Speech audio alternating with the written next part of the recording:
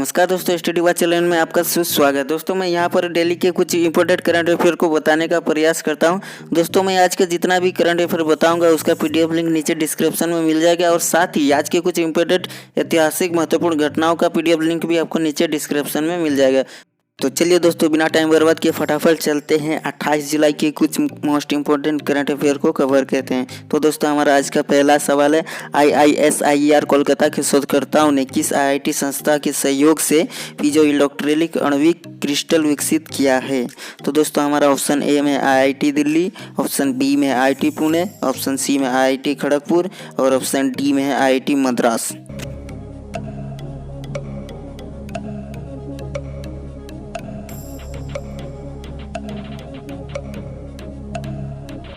तो दोस्तों हमारा करेक्ट आंसर होगा ऑप्शन सी का IIT खड़गपुर।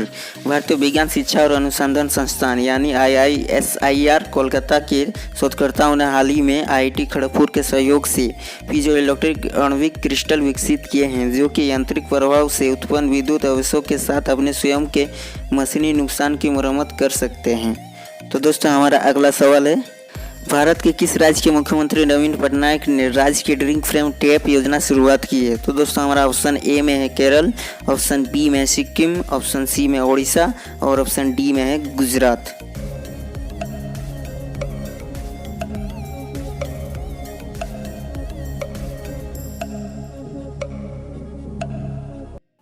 तो दोस्तों इसका आंसर सभी को पता है कि ऑप्शन सी का ओडिशा होने वाला है, क्योंकि ओडिशा के मुख्यमंत्री नवीन पटनायक ने हाल ही में ही ओडिशा की ड्रिंक फ्रेम ट्रैप योजना की शुरुआत की है। इससे अब जगन्नाथ धाम पूरी यात्रा यानी शहर के लोगों को अब शुद्ध पेयजल के लिए अपनी परेशान नहीं होनी पड़ेगी, क्योंकि अब यहाँ के हर नल से उच्च गुणवत्ता वाला शुद्ध पेयजल मिलेगा। दोस्तों हमारा अगला सवाल है, 28 जुलाई को विश्व भर में कौन सा दिवस मनाया जाता है? तो दोस्तों हमारा ऑप्शन ए में विश्व प्राकृतिक संरक्षण दिवस, ऑप्शन बी में विश्व हेपेटाइटिस दिवस, ऑप्शन सी में है दोनों और ऑप्शन डी में है इनमें से कोई नहीं।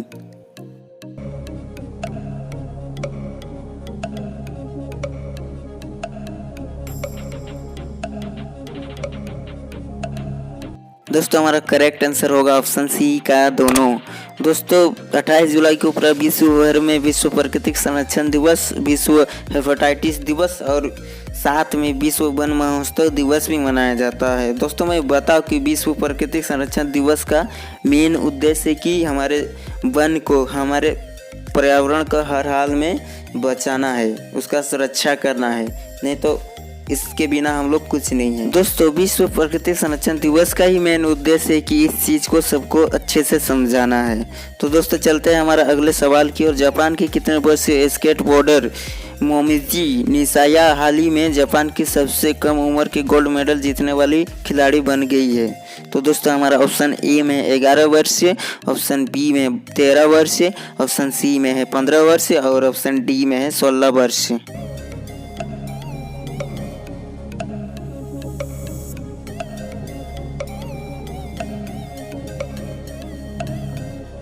तो दोस्तों हमारा करेक्ट आंसर होगा ऑप्शन बी का 13 वर्षीय। हाल ही में टोक्यो ओलंपिक 2020 में जापान की 13 वर्षीय स्केटबोर्डर मोमिजी निशिया गोल्ड मेडल जीता है। वे जापान की सबसे कम उम्र में गोल्ड मेडल जीतने वाली खिलाड़ी बन गई है। उन्होंने 26 जुलाई को महिला की स्पर्धा में गोल्ड मेडल जीता है। उन्होंने सिर्फ 13 वर्ष की उम्र में ब्राजील की रेसा लील को पराजित किया है। दोस्तों हमारा अगला सवाल है, निम्न में से किस राज्य सरकार ने हाल ही में माई गॉव मेरी सरकार पोर्टल लॉन्च किया है? तो दोस्तों हमारा ऑप्शन ए में उत्तर प्रदेश, ऑप्शन बी में केरल सरकार, ऑप्शन सी में है बिहार सरकार और ऑप्शन डी में है सिक्किम सरकार।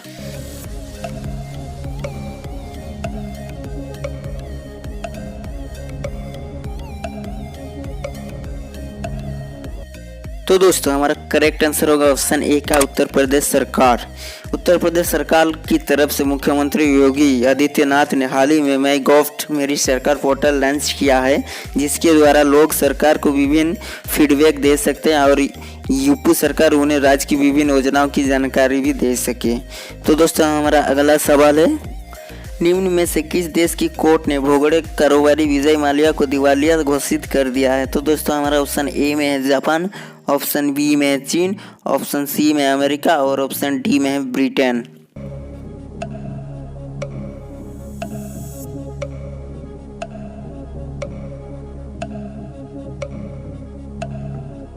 तो दोस्तों हमारा करेक्ट आंसर होगा ऑप्शन डी का ब्रिटेन। दोस्तों ब्रिटेन की कोर्ट ने हाल ही में उग्र कारोबारी विजय माल्या को दिवालिया घोषित कर दिया है। ब्रिटेन की कोर्ट ने इस फैसले के बाद भारतीय बैंक अब माल्या की दुनिया भर की संपत्तियों को आसानी से जब्त कर सकेंगे। ब्रिटेन कोर्ट ने कानूनी फर्म TLT LLP और बैरिस्टर मॉर्सिया सेकरडेमियन की सुनवाई के दौरान भारतीय बैंकों की ओर पैरवी की है। तो दोस्तों हमारा अगला सवाल है, इनमें से किस देश के विदेश मंत्री एंटनी ब्लिंकन भारत में 2 दिवसीय दौरे पर आए हैं? तो दोस्तों हमारा ऑप्शन ए में है जापान, ऑप्शन बी में है अमेरिका, ऑप्शन सी में है ऑस्ट्रेलिया और ऑप्शन डी में है अफ्रीका।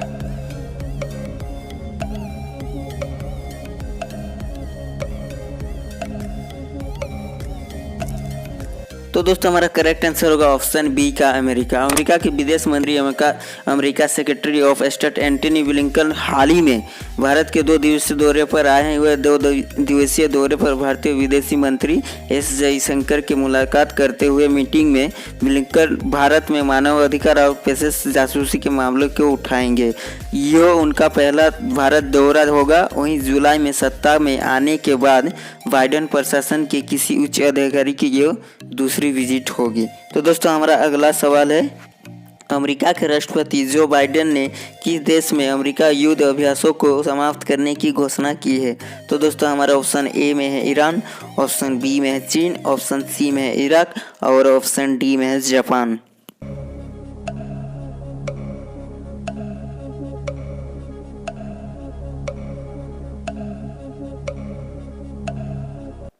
दोस्तों हमारा करेक्ट आंसर होगा ऑप्शन सी का इराक। अमेरिका के राष्ट्रपति जो बाइडेन ने हाल ही में इराक के प्रधानमंत्री मुस्तफ़ा अल कादिम के साथ मिलकर इराक में 18 साल बाद अमेरिकी सेना के लड़ाकू मिशन को खत्म करने पर समझौता किया है, जिससे इराक में अमेरिकी युद्ध अभियानों को समाप्त करने की घोषणा की गई। जो बाइडेन ने कहा है कि इराक के साथ अमेरिकी संबंध अब एक नए चरण पर प्रवेश करेंगे।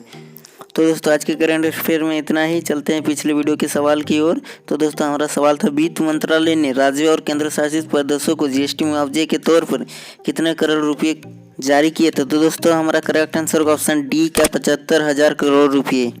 और दोस्तों इसका करेक्ट आंसर बताने वाले का नाम है Jagdish Mahto. Very very congratulation Jagdish, and I wish कि आप अपने फ्यूचर में बहुत कुछ अचीव करें। तो दोस्तों चलते हैं हमारे आज के सवाल की ओर। चीन ने हाल ही में किंगदाओ के कितने किलोमीटर प्रति घंटा की गति वाली हाई स्पीड मैगवेल ट्रेन शुरू की है? तो दोस्तों हमारा ऑप्शन ए में 300 किलोमीटर प्रति घंटा, ऑप्शन बी में 400 किलोमीटर प्रति घंटा, ऑप्शन सी में 500 किलोमीटर प्रति घंटा और ऑप्शन डी में 600 किलोमीटर प्रति घंटा। तो दोस्तों थैंक यू। जाते जाते वीडियो को लाइक, कमेंट और सब्सक्राइब करना मत भूलिएगा।